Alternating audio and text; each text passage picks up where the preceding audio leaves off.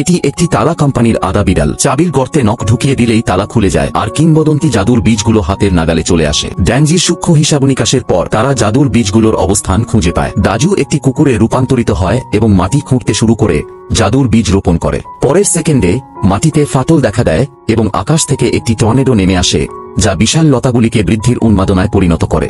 দাজু এবং তার সঙ্গীরা মেঘের ডালে করে আকাশের শহরে পৌঁছায় যেখানে বিশাল সাদা রাজহাঁস বাস করে। তার পরিচয় গোপন করার জন্য ড্যানজি নিজেকে সোনার ডিমের ছদ্মবেশে দেখায়, কিন্তু এটি দেখতে একটি প্রাণবন্ত আলুর মতো। তাই তারা চুপি চুপি ভেতরে ঢুকে পড়ে। যাই হোক, বিশাল সাদা রাজহাঁসটি বেশ বড় দেখায়, যার এক চোখ কেবল গাড়ির আকারের।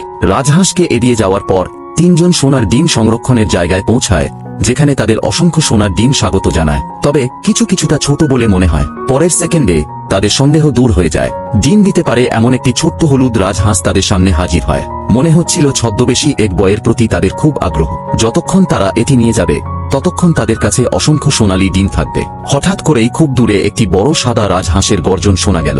অল্প কিছু লোক এতটাই ভয় পেয়ে গেল যে তারা ছোট্ট হলুদ রাজহাঁসটিকে নিয়ে পালিয়ে গেল। অবশেষে তারা নিরাপদে মাটিতে ফিরে এলো।